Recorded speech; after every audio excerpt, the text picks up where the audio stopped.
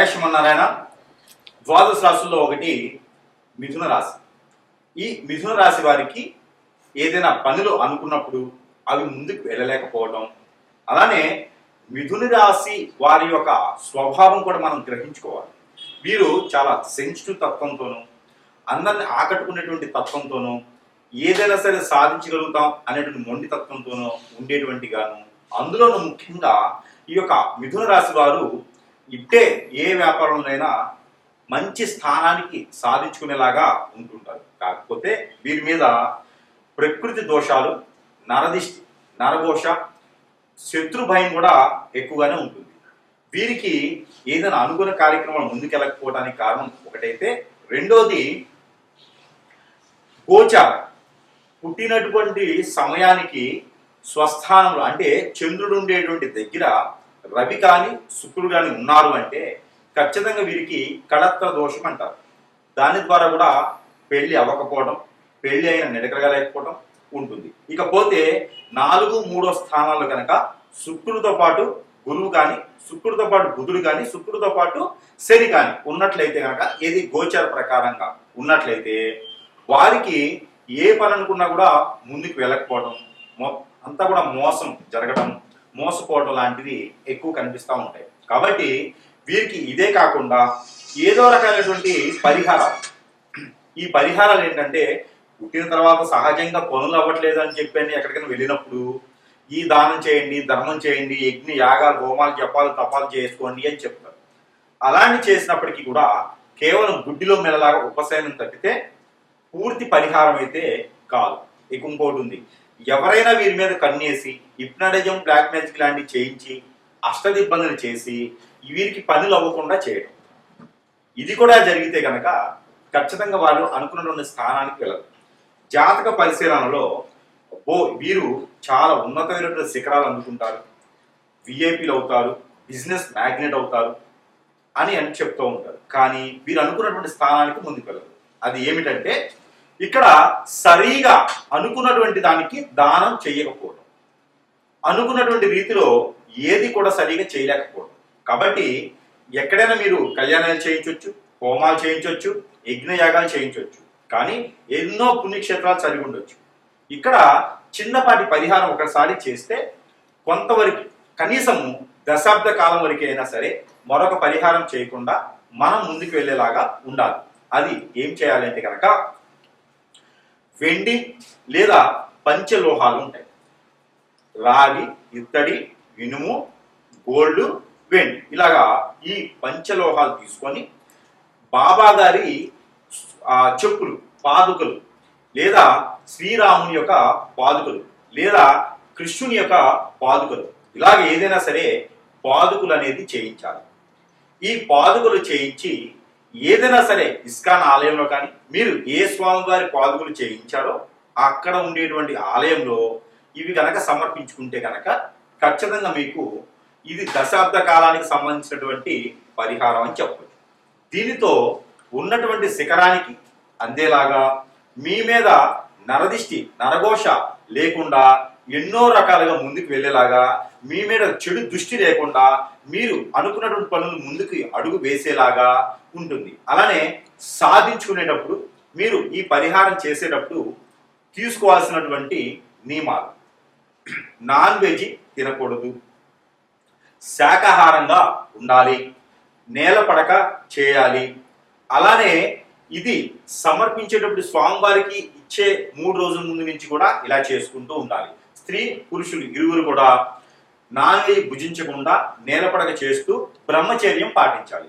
ఈ 3 రోజులు కూడా కనీసం మీరు ఏదైతే గోల్స్ ఉన్నాయో, మీకు ఏదైతే చెడు ఉందని మీకు అనిపిస్తుందో అవన్నీ కూడా వెళ్ళిపోయేసి ఆ స్వామి వారి యొక్క కృపా కటాక్షాలు మీ మీద ఉండాలి అని తలుచుకుంటూ, సాయం సంధ్య వేళలో, అంటే మనకిప్పుడు గంటానాదం అంటారు 7:20 నిమిషాలకి, అలాంటి సమయంలో దీపారాధన చేసుకోవాలి. కోకోనట్ ఆయిల్తో ఇంట్లో చేసుకొని ఒక 2 రోజుల పాటు ఇంట్లో దేవుని మందిరంలో ఉంచి ఆ తరువాత ఆ పాదుకులని ఆలయంలో సమర్పించుకోవాలి. ఈ యొక్క పరిహారం చేసుకుంటే ఖచ్చితంగా దశాబ్ద కాలం వరకు కూడా పరిహారం అనేది ఏది చేయకపోయినా పర్వాలేదు. మనము ఎన్నో రకాలైనటువంటి సమస్యలతో ఉంటుంటాం. ఇల్లు ఉంటుంది, అద్దెకున్నా, సొంత ఇల్లేనా, ఇంట్లో ఏదో నడవడికి, ఇంట్లో ఏదో కలిసి రాదు. ఇంట్లో ఏదో జరుగుతూ ఉంది, ఒక సమస్య. అసలు ఇల్లే వాస్తు బాల, రెండో సమస్య. ఇంట్లో కీచులు ఆడుకోవడం, ఇంటికే ఏదో చేయించారండి, చేతపడో ఇట్నడేమో ఏదో చేపించేశారు, ఇల్లు ఎదకుండా చేసేసారు, చెట్టుకొని కొట్టుకొని అయిపోయినారు, ఇంట్లో గొడవలు ఎప్పుడు అవుతున్నాయి, ఇంట్లో సుఖంగా ఉండడానికి లేదండి, ఏదో జరుగుతూనే ఉంది, ఇంట్లో ఏదో నెగిటివ్స్ ఉన్నాయి, చెడు క్రియ జరిగింది, ఇంట్లో అంతా నెగిటివిటీగా ఉంది. అలానే మనకి జాతకంలో కూడా బాగుండట్లేదండి, గ్రహాలు శోధించట్లేదంట, గ్రహాల యొక్క స్థితిగతులు బాగాలేవంట, ఇలాంటివి చాలా సమస్యలు ఉంటాయి. ఏ పనులు కూడా ముందుకు వెళ్ళట్లేదు, ఒంటరైపోతూ ఉంటాం, మనం అంతా చాలా ఒంటరైపోతూ ఉంటాం, అందరూ దూరమైపోతూ ఉంటారు, ఆర్థిక సంబంధించిన ఇబ్బందులు, ఎవరు మనం గుర్తించరు, వీళ్ళు తెలివితేటలు ఉంటాయి, బుద్ధిబలం ఉంటుంది, గుణబలం ఉంటుంది, మంచి వ్యక్తులుగా ఉంటారు, కానీ మిమ్మల్ని రాణించలేరు. మీరు ఎప్పుడు ఎదురు పెట్టి పీకుతూ ఉంటుంది ఏదో సమస్య. ఇందులోనూ పెళ్లి భార్య దూరమైతూ ఉంటుంది, భర్త దూరమైతూ ఉంటారు, పిల్లలు దూరమైతూ ఉంటారు. ఒక సమస్య పోయిందిరా బాబు అనుకుంటే రెండో సమస్య కొనుక్కొచ్చుకుంటా ఉంటారు. ఇక ఇంతే నా జీవితం. కొంతైనా ఉపశమనం కోసం కావాలి కదా మనకి. ఆ ఉపశమనం ఏంటంటే యంత్రం.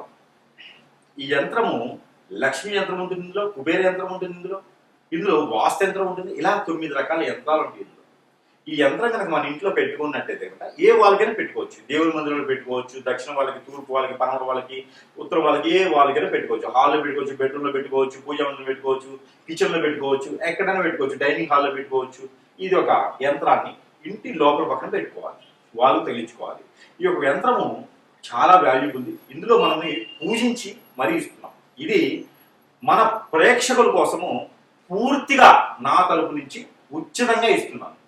ఈ యంత్రాన్ని పూర్తిగా ఉచితంగా మన ప్రేక్షకులందరూ బాగుండాలి, అందులో వారే ఉండాలి ఒక సంకల్పంతో, శుభ సంకల్పంతో ఈ యొక్క యంత్రాన్ని నేను పూర్తిగా ఉచితంగా ఇస్తున్నాను. ఎవరికైనా కావాలి అనుకుంటే, మీకు అన్ని రకాల సమస్యలు పోవాలనుకుంటే కొంచెమైన ఉపశమనం దొరుకుతుంది. కాబట్టి ఈ యంత్రాన్ని మీరు మన దగ్గర లభ్యపడుతుంది. మీకు మీ వద్దకు చేర్చేటువంటి రుసుమును మాత్రమే నేను తీసుకుంటున్నాను, అంటే దారి ఖర్చులకు మాత్రమే తీసుకుంటున్నాను తప్పితే యంత్రానికి మాత్రం డబ్బులు తీసుకోవట్లేదు, ఉచితంగా ఇస్తున్నాను. ఎవరికైనా కావాలంటే కూడా సంప్రదించండి. ఈ యంత్రంకి ధూప ద్వీప నైవేద్యం పెట్టినా పెట్టకపోయినా పర్వాలేదు, 3 రోజులు పెడితే చాలు.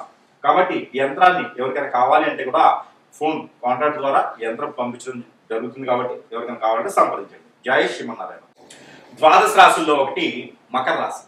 ఈ మకర రాశి వారికి ఏదో అనుకుంటారు, ఎన్నో అనుకుంటారు, ఉన్న వాళ్ళని చేసుకోవాలని, పెళ్లి విషయంలో లైఫ్లో మంచిగా సెటిల్ అయిపోవాలి, వ్యాపారం చేసుకోవాలి, నేను చేసే వ్యాపారంలో ఎవరు ఆటంకరం కానీ అడ్డం కానీ పడకూడదు, ఎన్నో రకాల విఘ్నాలు రాకూడదు అని అనుకుంటూ ఉంటారు. ఇకపోతే మళ్ళీను ఈ గ్రహాల యొక్క స్థితిగతులు మానలేక విదేశాలకు వెళ్ళాలి, సెటిల్ అయిపోవాలి, నలుగురిలో కాకుండా నేను ప్రత్యేకంగా ఉండాలి, అనుకున్న పెళ్లి అవ్వాలి, అనుకోవడం ఒకటైతే నేను బాగా సంపాదించాలి, ఆరోగ్య సమస్యలు నాకేం రాకూడదు అనుకునేటువంటి విధానం ఉంటుంది. ఇవన్నీ కూడా మనం గ్రహించినట్టయితే కనుక మీరు ఒకటి ఆలోచించుకోవాలి, ఎన్ని రకాల దానాలు, ధర్మాలు, యజ్ఞ, యాగ, హోమ, జపాలు చేస్తున్నప్పటికీ కూడా మనము బయటికి రాలేకపోతున్నాం.